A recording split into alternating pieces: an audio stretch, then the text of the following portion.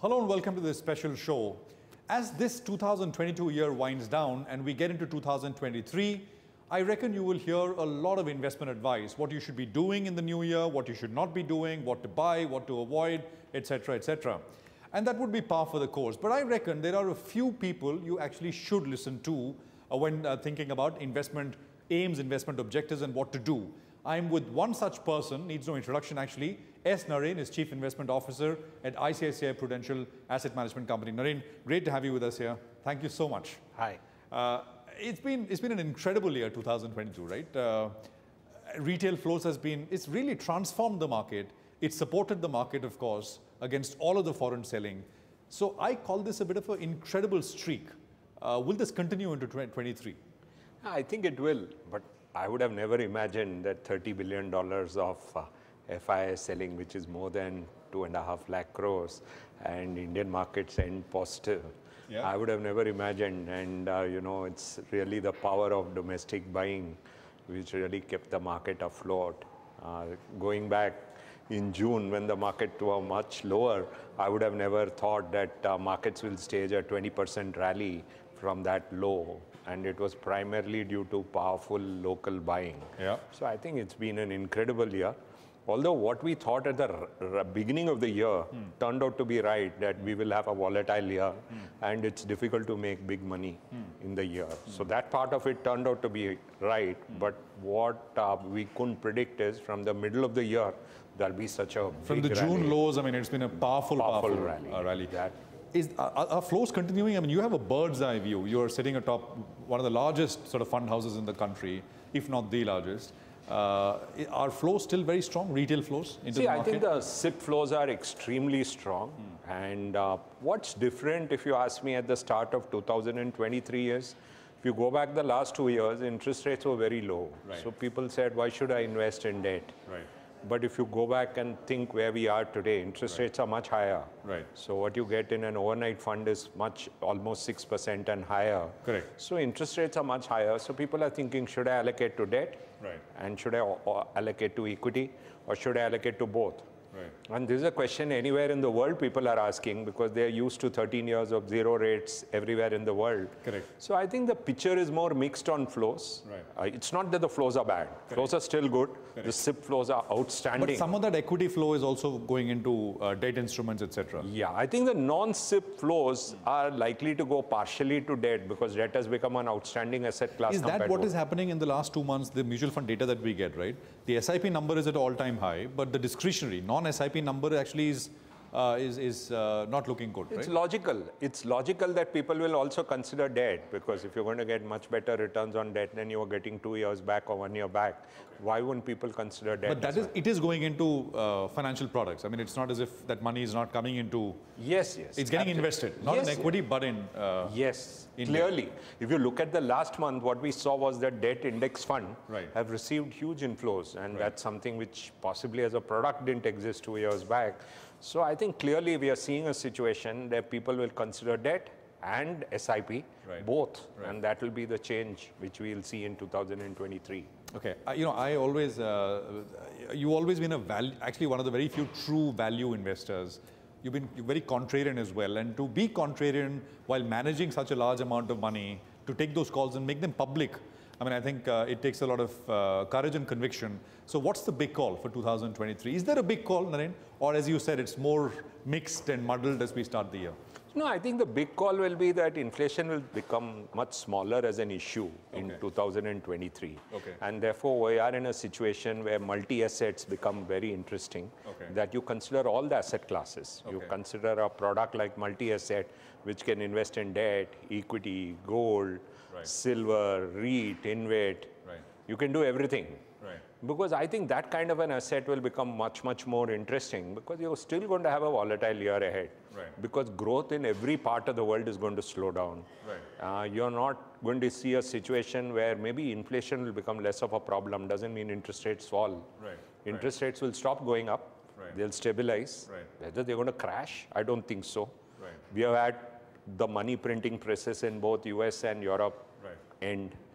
Now, Japan may also stop their money printing. Right. So you have a situation where money printing has stopped. So I think we are in a year where inflation will cease to be an issue, but growth will become an issue at least till some I know point of you time. have slightly bigger macro calls as well. The Fed funds rate is the big one, which sets rates everywhere, right? Where will that be through the course of 23, you think? See, I think it will settle at some level, near 5. Near 5? Near 5. Okay. But that's not the big issue. The issue is that growth will slow down. Okay. And growth slowing down means that you will have a situation where equity markets will be volatile in all parts of the world, okay, which goes back to our most structural call for a long time, which is asset allocation. Okay. So I think that's. But will growth slow down enough to cause a earnings recession? Because last I think 15 years we've had, whenever there has been a recession, it's been deflationary, right? 2008 was a case in point. Earnings compressed quite a bit. Or do you think it's possible we get a slowdown, a recession, but not deflationary in nature? I mean, it's still a little bit of inflation is there, so nominal earnings will not fall that much. What's your sense? Hey, I'm saying that if you have a market which trades at 20 times earnings, you don't need earnings to fall. If you have earnings falling substantially, then you have a crisis. Right. You can have a slowdown in earnings growth. No, we're talking about India or the US now? In India. In India, okay. I think that's the challenge in India. That we're not trading cheap in India. Correct. So you don't need earnings to fall. We need earnings to grow. You need earnings to grow. If the growth in earnings slow down significantly, that itself would be a problem at the kind of valuations we are in India. Okay. So that can happen. So FY23, I was looking at numbers. 23 full year estimates have already been pulled back to about, I think, 8-9% now, right? Yeah, but still we are all counting on reasonable earnings growth for 24. So what do you think? It'll have to come off? It depends. We'll have to see how the global environment is. Because see, oil falling in the last 1 month is a powerful positive. Right. So if oil keeps falling, that's a very powerful macro positive for India.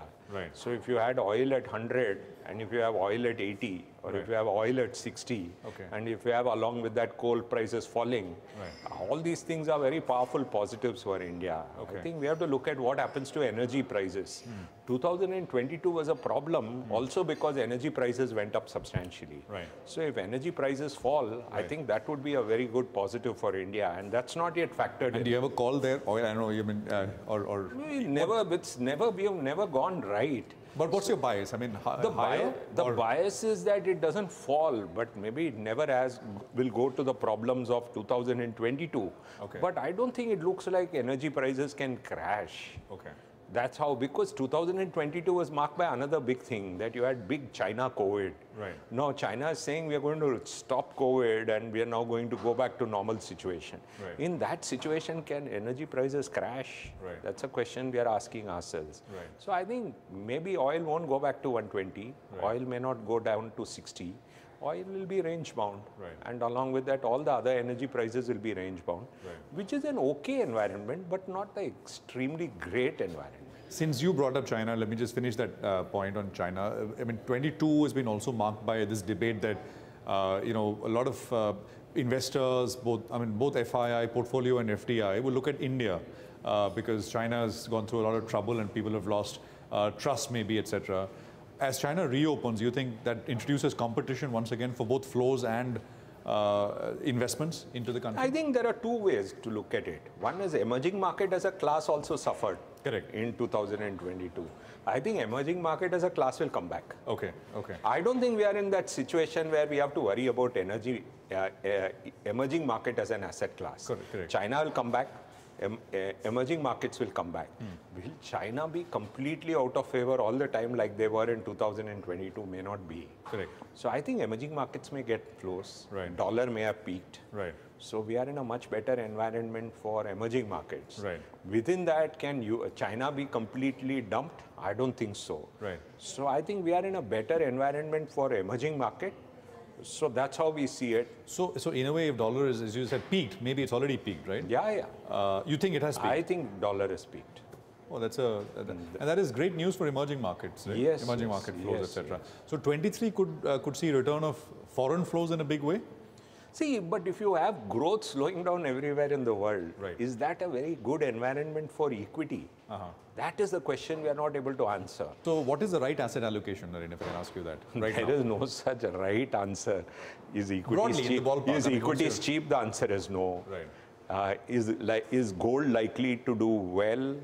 Yes, as soon as Fed does a pivot. When will Fed do a pivot? Sometime during the year. Right. Is debt, short-term debt attractive? Getting more and more attractive. Right. So we are in a situation where equities is still not cheap. Right. We'll take a quick commercial break right now, and we'll come back and we'll get into sectors, right? I mean, within equity, what is Naren really doing? Where is he overweight? Where is he underweight? And what does he want you to do? We're back.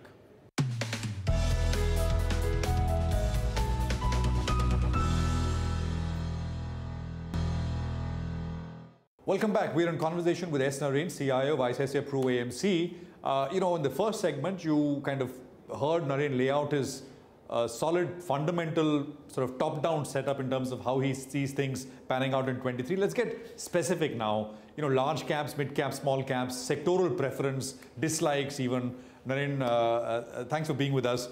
Large caps versus the rest of the caps, mid caps, small caps. You like large caps because they offer valuation comfort, I believe, right?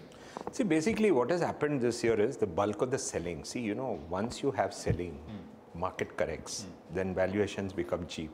Let's look at where there was selling this year. Right. It happened by FIs. Right. Where did the FIs sell? They sold in large caps. Right. So large caps became the area where bulk of the selling has happened this year. So large caps became the area where valuation comfort is there to a higher extent. Okay.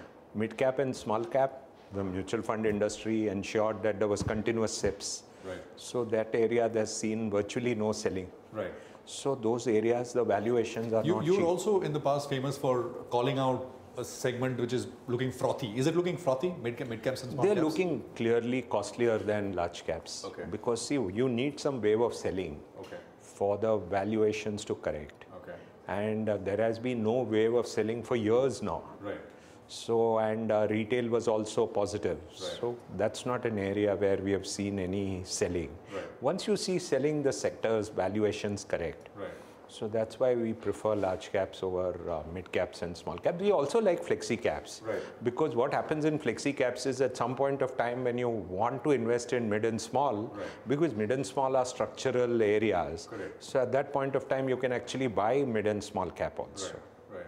So that's how we look at it. And one area in the large cap space which is corrected a lot, we spoke about it earlier as well, is IT services, right? Yeah. One big sector which is down significantly still, you still like that? See, our view is very simple. Both the export-oriented sectors, whether it is IT and pharma, both have done very badly in the last 1 year. If you look thematically, those are the two sectors which have done very badly. We think that both these sectors are worth systematically investing over the next 1 year because there is possibility of global recession. So you invest into the recession, you normally make money. Just like, people who invested in banking into all the banking problems made they a lot made of a lot of money. Yeah. Something similar. So buy a IT fund or? Yeah, you can buy even an exports fund which covers both. Or you can buy a separate IT fund, technology fund, separate healthcare fund, pharma fund. One hears about IT, but pharma is, I sometimes feel even more, although price damage may not be as much as IT, but pharma is kind of completely unloved right now. So, it's in theoretically what you said were very, very sweet words. Unloved sectors are the right thematic funds. And we have always seen any unloved sector automatically means you find that you can make eventually money. You make a lot of money. And it's not just export-oriented pharma. You like local Indian pharma names as well, right? Both, because they all had this COVID base. Right. And after the COVID base, because of the COVID base, their next year turned out to be very bad. Right. So again, the sector turned out to have two benefits. Right. One, the COVID base resulted in a problem. Right. And the second is export. Right. So I think apparently there are companies, they already had an overdose of FDA inspection as well. Right. So I think between all these reasons, I think these two sectors, you can look at it either through the export route or separately, both pharma and technology. Right. these are very interesting systematic investing routes for the next. The other area is consumer, which you like quite a bit, right? And what in consumer? Because it's a very wide... See, actually valuations never correct. So we believe that consumption as a theme is a very interesting theme. But the problem is that the sector doesn't correct. But we think that one should look at the theme structurally over the next few years. But which subsectors? I mean, within, because it's... Broadly, it's best to look at the total theme, because when you invest in the theme today, immediately maybe it's best to invest in sectors like pharma within the theme, or telecom within the theme, or something like that. Consumer durables have been doing badly. Auto has been doing badly. So those are the themes which you will invest in now. Later, when FMCG corrects, or consumer durable correct, or retailing correct, you will invest in those sectors at that point of time. So it's better to invest in a broader theme, because one thing, if you think of a decade ahead, it's one of the themes which is bound to do well. Because there is no way in which you're going to have a situation. Consumption will not grow. Yeah. So exporters, IT pharma, and a basket of sort of consumer consumption names, right? One of the other ways we are actually telling people to do is, macro investing is going to play a lot of role over the next 1 decade. Okay. In fact, our view has been that it is the Fed which controls everything in the world.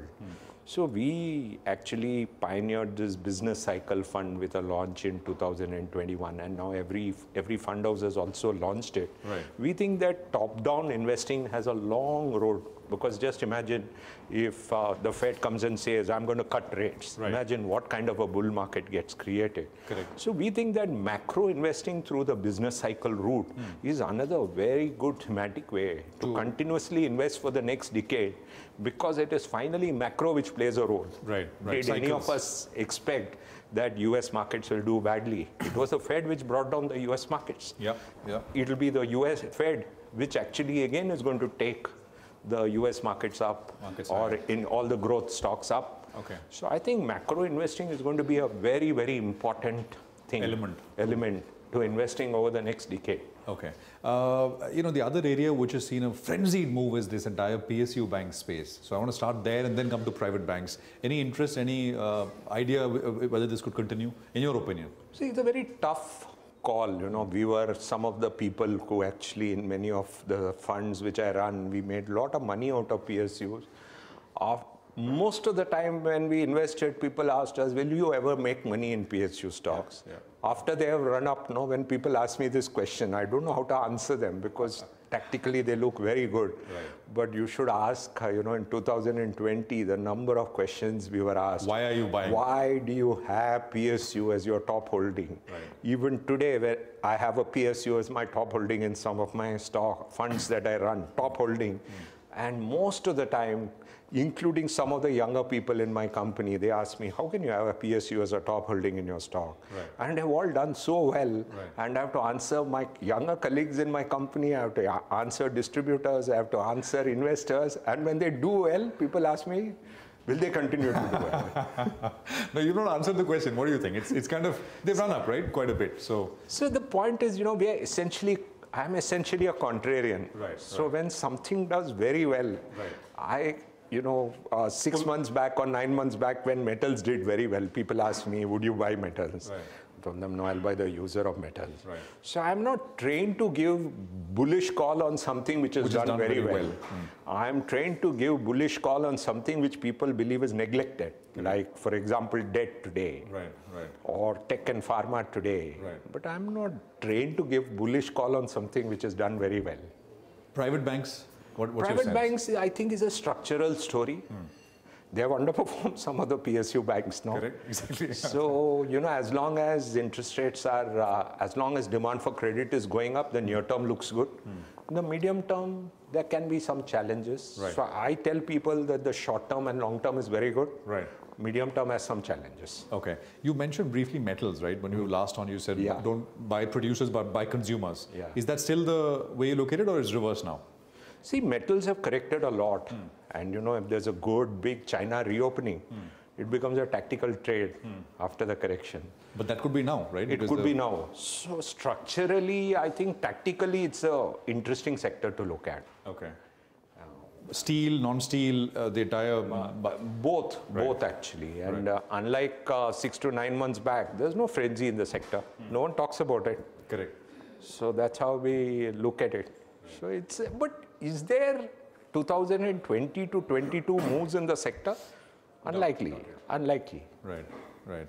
You got that. Defense is another area. It's a newer kind of thing. Although BL has been around for years, but now they've got so many other companies, right, in different facets of defense. Do you own any of these names? Do you like them? Yeah, we do own a few of them. And again, it's part of the same PSU answer. The question that when some question you ask me at a 52-week high after a 100% move, right. I will tell you, I will think about it. But you're not pairing. You're not pulling back, or I mean, that could be a decision. It's not that the position, the sector being what it is, it's never a very big part of the portfolio. Smaller. These are all smaller parts. Right. So, you know, is it necessary to walk out of a small position is a question my colleagues and I discuss about. Right. But do you actually easily get in and say, after a big move, do you want to take a big position? It's not part of my mindset, but my growth-oriented investor colleagues, they think about it. Do your growth-oriented colleagues think about new age companies? I actually moderated many of my colleagues, and you brought them around to your way of thinking. No, I actually told them you have to take tactically smaller positions, right. and it helped us a lot. Right. If you look at it in the last 1 year, yeah. The fact that people, the old fogies like me, ensured that we took smaller positions. Helped us a lot because many of them corrected 50-60%. And now we told them, look at everything with an open mind. Okay. And if you look at it, some of those new age companies, we would have our highest ever position today after a 50% fall, not 1 year back. Which ones in particular? We can't talk about stocks, but you will see it. But you're saying that it is. We have a much bigger position in some of these names now. So they've corrected enough. They've corrected enough. The implied assumptions on all of them is much lower than what it was on the day of the IPO. Okay. Okay. In some of them. Okay. Anything else, Naren, which kind of catches your attention? Again, the unloved part of the market is what you like to look at. What else is unloved? See, I think, 1 year back, we were worried about the new age companies, whether people were going overboard. Now people have to ask whether they are going overboard in some of the small and mid caps. But in the broader market, I think the risk of them making mistakes are lower now than a year back. But in the small and mid cap, people have to do simple questions. What is the trailing price to earnings? What is the trailing price to book? These are the two questions I tell people to ask. As long as they have that answer to that question, they're comfortable. They don't need to do any big analysis. And if there is a good dividend deal, these are the three questions I tell people to ask. And in this kind of an environment, it's unlikely that multiples will expand meaningfully. Yeah, unlikely when interest rates are going up. Right. So earnings have to do the heavy lifting. Yeah. So, in that context, anything else any sectors, or is it very stock specific now? Very stock specific now. But we would be more uncomfortable with big borrowers. I'm not talking of banks here because banks have a lending function, and we would be more comfortable with the cash-rich, cash-flow-oriented companies than with big borrowers. Naren, any other themes that you want to look at? Any kind of idea, consumer users versus producers, anything like that? Which you would like or avoid?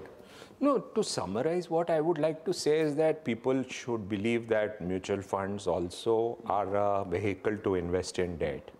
They should continue to practice asset allocation. Anyone who practiced asset allocation benefited in 2023 and 22. They will continue to benefit in 2023 by doing either multi-asset or asset allocation.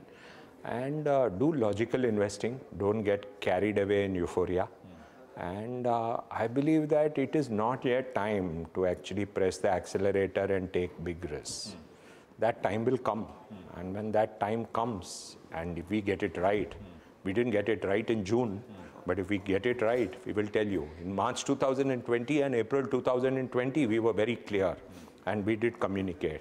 But in June 2022, we were not that clear. But we still believe we are in that middle of the road path, and that's what we think we are in. But Indian macro has been beautifully handled. India is a fantastic structural story, but against that we have record valuations. And that's the challenge. Absolutely. It's a pleasure, Naren. Great to speak with you. Wish all your viewers a very happy 2023. Thank you so much. And all of you at CNBC.